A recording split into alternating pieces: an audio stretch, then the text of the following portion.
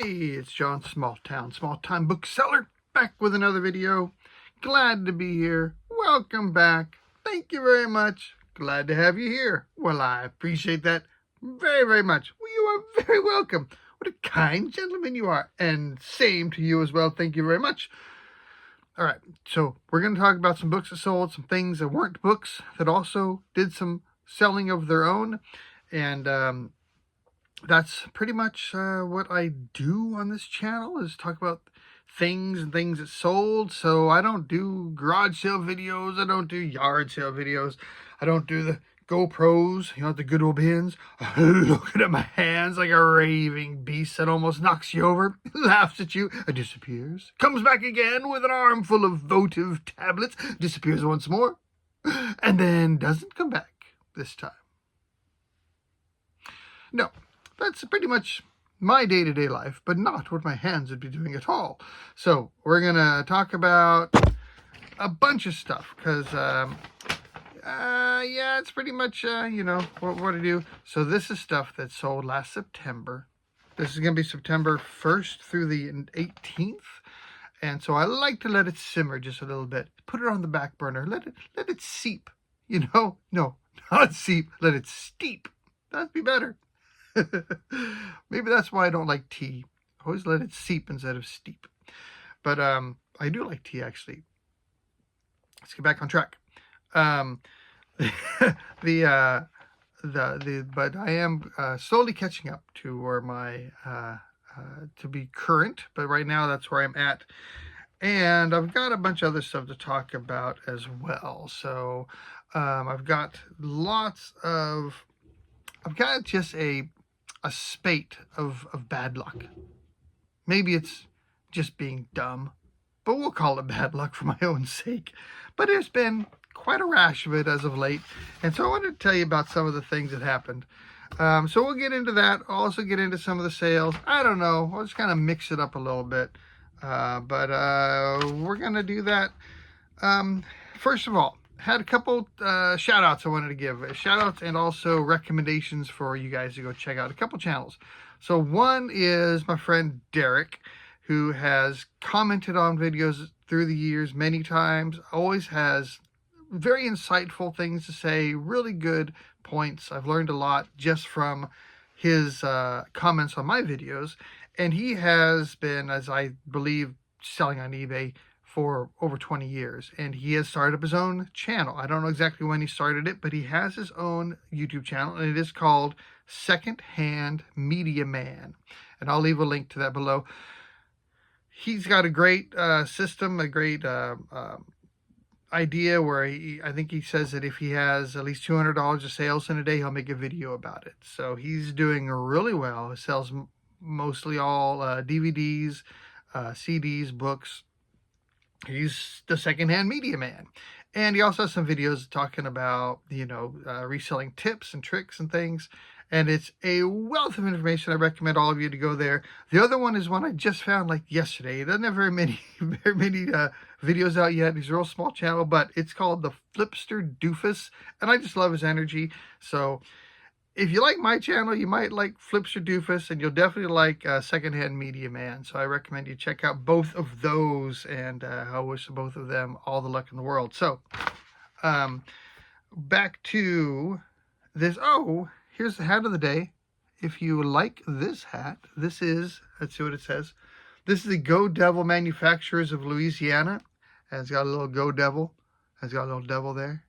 See, if you want Satan writing on your head, then it's just a little devil. I shouldn't have said that, but you can buy this hat. So go to my channel. No matter what ridiculously astronomical price I've put on this here little chapeau, you can have it for $5. So just tell me that you're a listener, a viewer, a reader, if you have CC captions on, and I'll offer $5, and I will accept it.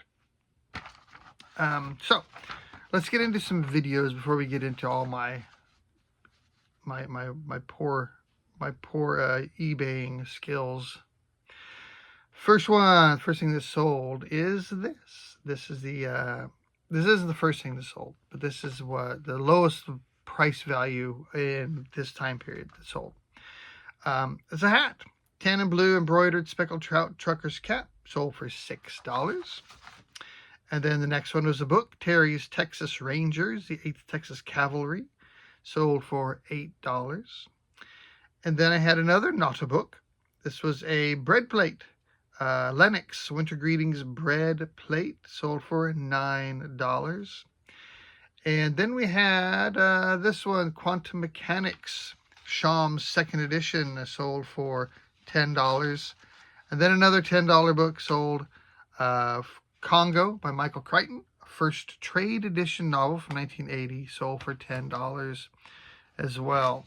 And so here's my first issue that happened recently. So, and then you'll hear about these sales, 6 months from now when I actually do a video about it. But I had a pasta bowl, large 15-inch pasta bowl and 4 smaller bowls, matching set.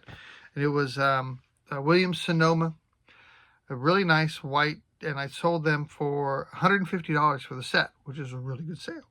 So I, being a good eBayer, packaged those to the ends of the earth and back. I swear I put in way too much foam, which I have right here. I use this kind of foam, and bubble wrap and extra cardboard and everything else. And I was very confident they were going to get there unscathed. They were scathed. The 15-inch pasta bowl broke. And the other 4 bowls were okay, but the big one broke. The expensive part of the whole deal broke. So they messaged me, showed me pictures. I was like, what do you want to do? I was like, you can send everything back. I give you a full refund. I can refund you for just this, or I could try to buy one and have it shipped to you. And the guy said, I would really like to just have the bowl. So it worked out better for me this way, because I was able to go online and buy just the 15-inch bowl for I think $40, which is a lot less than I was planning to refund the guy. And I got that purchased and gave the address to ship to the buyer, and it all worked out. So that was the first thing, my first issue that I had. Back to the sales. That's how we'll do this. We'll go kind of back and forth, right? All right. So now we got the next thing. Another not a book sold. So this is more, this is the Mikasa Intaglio Arabella Salt and Pepper Shaker Set. Sold for $11.50. And then another vintage book, 1958 copy of D.E. Stevenson, Anna and Her Daughters, sold for $13. And a cookbook, I Want That Cajun Cookbook, a collection of Cajun cuisine by Remy. And it was signed by Remy, whoever Remy is. Then we had another vintage book, 1960 book on flowers, freeform interpretive design. It was sold for $15. And another, not a book, a hat, another hat. This was a commemorative Air Force Wings Over Houston Air Show. Sold for $16.50. So that was a pretty good hat sale. And then a vintage Bible, a German Bible, Die Heilige Schrift, which is really fun to say, Die Heilige Schrift. Hardcover, sold for $17. It had tons of writing in it, little clippings. It was really well used, and that made it kind of cool just because of all the notes and all the extras in it. And I think that made it, for the right person, kind of cool. So that's over $17. Then I sold a copy of Decode and Conquer, sold for $17. And an ugly Christmas sweater by Shiner Bock, sold for $18. So the next thing that happened, this one, I don't know how exactly to take this one, but I had sold a copy of, well, let me grab it real quick. Be right back. Hold on. I'm right here. Okay. That's called planning. Black Reconstruction in America by W.B. Du Bois. This sold for $200 or $250, somewhere around there. I thought it was a 1935 or 36 original copy. When you go to the copyright page, it just says 1935. And I looked up, and there was a reissue in 1956. And the ones that I saw online had on that copyright page reissued 1956. So I thought that doesn't have it, so this is an original. Now, it's in rough shape. If it was in a good shape, this would have been a $500, $600, $700 book.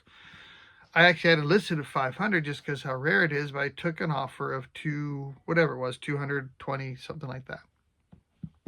The guy had it for a while, and he finally messaged me, and he said that he believes it's a reprint, and that he wanted to return it because he wanted an original, and he believes that this is a 1956 reprint. I don't know if it is or not. I have had a hard time finding out any more about it. Like I say, it's the same publisher in both the 1935 and but there may be clues somewhere. I was going to ask the guy what made him believe it was, but I didn't. So that was frustrating to get, a $220 return. So now the 1956 version is worth a lot of money. Like, in really good shape, it's a $200 or $300 book. It's not the 1935, but I still think this will have a lot of value, and I will sell it again, maybe just not for as much as I had before. Still need to do some research. I went ahead and listed it again. This time I put 1935 and 1956 ? And I put in the description how, kind of like, here's what I'm seeing, so make sure you know what it is when you purchase this. It could be a 35 or it could be a 56. Because after I got it back, I did go online and look up some more, and there were some others that were being sold as 1956 reprints that didn't have that reprinted 1956 on the copyright page. So I hate giving out $220 returns. At least it wasn't damaged, so at least I got it back and I can sell it again. But still, that was frustrating. All right, back to the sales. Where were we? We just did the Shiner Bock, right? All right, then we had a book and DVD set, 70 Reasons for Speaking in Tongues by Bill Hammond, book and 2 DVD set. Reason number 70 is just because it's fun. To freak out the squares. That's another reason to do it. Number 3, I think, was freak out the squares. Just speaking in tongues. Then we had the Atlas of Surgical Operations by Zollinger, 1975 for $20. Now, I don't believe that if you go in for a surgical operation, your doctor's going to pull out the 1975 edition that he just got off eBay and say, where do I cut you? Where do I make the first cut? And I think that people buy something like this because it could be the author is a seminal author, and maybe, is well known in that world, or it could be that the images are the graphics are very good. I don't recall what this book looked like exactly, but 75 is in that gray area normally, to where it's typically not quite old enough to be cool and too new to be useful. I mean, too old to be useful. But hey, more and more time is passing. 75 is getting up there. I mean, not quite as old as me, but close. So, we may be looking at things in the 70s as I had always previously thought about things from the 60s and 50s as far as science and technical books go. The next book that sold was Sea Nomads of Southeast Asia. Sold for $20. And then I had another hat. This is a good sale here. Vintage counterculture hat. Made in Bangladesh. Snapback, $25 for that little dude right there. Then we had a programmable logic controllers, hardware and programming lab manual. Sold for $25. 1080 recetas, 1080 recetas de cocina by Alianza, sold for $25. And English and Scottish popular ballads from 1904, sold for $25. And then I had a lot of 9 Joyce Carol Oates paperbacks, which sold for $30. And this is one that I had in the last video, as I keep telling you. Needlework. Oh, that's another thing I should talk about. So Needlework books sell really well. Books on stitches, needlepoint, embroidery, things like that. This one sold Mindy English's The Canvas Embroidery Notebook, sold for $38. And then another one right after it was Stitches Volume 1 by Ruth Schmuff. Sold for $38 as well. So my next mix-up that happened. So we had the Pasta Bowl. We had the W.B. Du Bois book. And then I had the, so if you've been watching the channel, you know I got a set of Givenchy, Givenchy, Givenchy. I think somebody told me how to pronounce that name in the comments a while back. It was an auction for Christie's Auction House catalog with Hubert de Givenchy, Hubert de Givenchy. I don't know. Still not sure on the pronunciation there, but anyways, I'd been selling. I sold the first 3 of them for $250 each, and this is the last book I had. And there was a small tear on the back cover, so I actually took an offer at $213. So I sold that for $213. The person got it and then messaged me that they were very disappointed that they only received the 1 book when they were expecting all 4 books plus the slipcase that it originally came in. So I was nice and I said, no, I've sold 3 of these at this price. This is the going price for this book. And if you want all 4 in the slipcase, and I looked it up on eBay and I just put up a couple, I messaged her a couple comps saying it's over $1,800 if you want all of those. So she responded and was like, no problem. I understand my mistake. I would like to return this. So it's another $213 return. That was like a week later. You know, both these happened just back to back. So I got that book back, and it's up for sale. It still has lots of views, lots of watchers, and maybe I'll even sell it for more. But I was like, golly, you know, selling. So I had another $213 return, which really stinks. All right. So then, moving on to our sales. Then we have the Salt Domes, Gulf region, U.S. and Mexico, sold for $40 from 1967. And then I sold a lot of 20 Hardy Boys hardcover books for $45. Davidson County, Tennessee, A Centenary History, 1971 book, sold for $45. And then this is a time period, I already talked about this one, but this is when I sold the $100 bill to Anthony Scaramucci, like the Anthony Scaramucci, and I lost it. I can't find it. I still haven't found it. It's somewhere in this house, or else somebody found it and thought they found $100.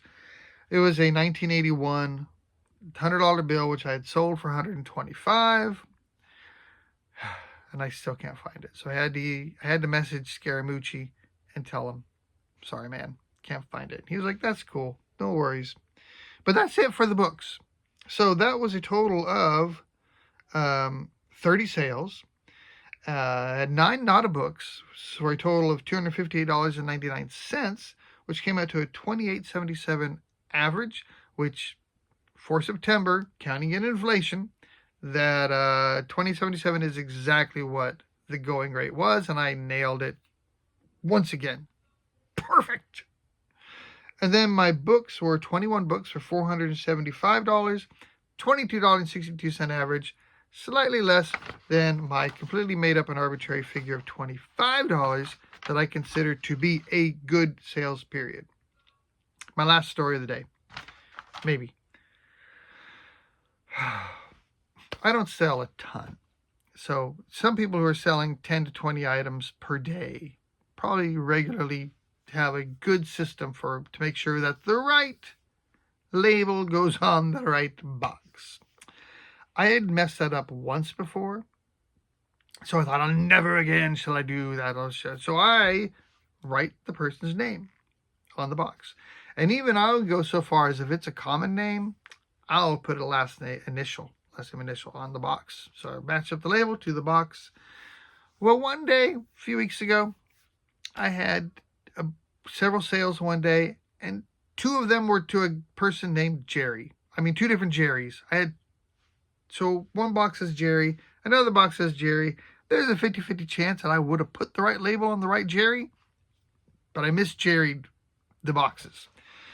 It was a miscarriage of justice or something. So, of course, I don't realize that until Jerry number 1 messages me and says, hey, this isn't the book that I ordered. And I was like, crumbs. So I looked it up. I was like, you're right. And then I noticed that there was another Jerry. And that's where the mix-up was. So that Jerry number 2 had not gotten his book yet. So I messaged him and said, hey, you're about to get a book that's not a Lionel Trains book. It's a book on calculus. Sorry, I sent the wrong one. So both Jerrys were cool with sending the book that they got to the other Jerry. I was just going to refund them each $10 so they could go to the post office and ship the wrong book to the right Jerry. That should be easy enough, right? So Jerry number 1 sends his book. Jerry number 2 sends his book. Jerry number 1 messages me and says, I got the book today. It's still not the right book. And he shows a picture of the book, and I'm like, I've never seen that book before in my life. So I message Jerry number 2 and say, you sent the wrong book. And his response was, son of a gun, which I thought was funny. And then he says, well, I haven't gotten your book yet. And I looked at the tracking. I was like, yes, you did. You got it last Saturday. And he said, is it in a box? I was like, yes, it's in a white box. He goes, a little bit later, he messages back, I found it. So sorry. I'll send it tomorrow. I mean, really? How many things do you order off eBay to not? He said he didn't even look. He just got this package in the mail and figured that was it, and he sent it on. So I then emailed Jerry number 1 another $10 so he could send that book, the wrong book, back to Jerry number 2, because I looked it up on eBay. It's like a $40 book. It's all cleared now. Everyone's got the book they want. I may have made a couple bucks in total, but I had to refund $20 to Jerry number 1 and $10 to Jerry number 2. So that was it. That was the main debacle. But now that's happened in like the last few weeks. It's been terrible. Just terrible. But that's okay. That's the way it is sometimes. Now, I was going to mention one other thing. So now I want to, go ahead and mention it because I said I was going to. These right here, sorry. This is a needlepoint leaflet.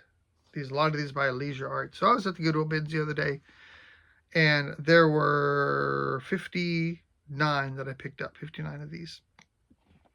Little leaflet. This is all it is. It doesn't have the thread with it or anything. This one is like 3 or 4 pages. Some of them are only front and back, just open up to 1 or 2 pages. And some, if you see these, they can be worth a lot. I sold this one for $42.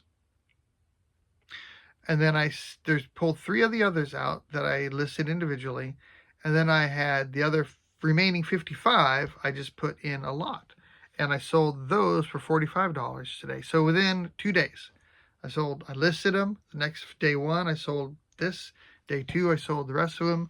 And I still got 3 or 4 of them left listed. And I didn't count these as books when I went to the register. So these got sold by weight, which would be a lot less than I did. So I paid far less than, if they were books, it would have been 3 for $1, which for 60 books would have been like $20. I probably paid $3 or $4 for all of them. So yeah, these had been passed over by a lot of people. It wasn't like a new bin that had just come out. This one that had been sitting there all day. And so something to keep an eye out on, like I mentioned earlier with the stitching books, needlepoint, that some of that stuff can sell. Quilting also, I've sold some good quilting material, so keep an eye out for that. And that is going to do it for today. Check out those channels I mentioned earlier and let them know that I sent you over. And I think that's all I'm going to talk about. So I hope you're having a whole lot better luck than I am. Not getting multiple $200 returns. And hope you're selling the heck out of a bunch of stuff. And hopefully I'll see you sooner rather than later. Adios. Hey, I'm going to do a quick splicing if I can figure out how to splice, because I forgot the last two sales. I don't know why I did that, but this is the first one that sold. This one originally sold for $65. This is a Head Radical Elite Pickleball paddle. And then the guy messaged me and said that he saw it on somewhere else for $49, and would I match that? So I did. So he canceled the $65, offered me $49.99, and I accepted that. And then the last sale was this one, a Willow Ray Studios We Wish You a Merry Moosemas. Sold for $58. Now, I'm going to go figure out how to splice things and hopefully get this in the video as well.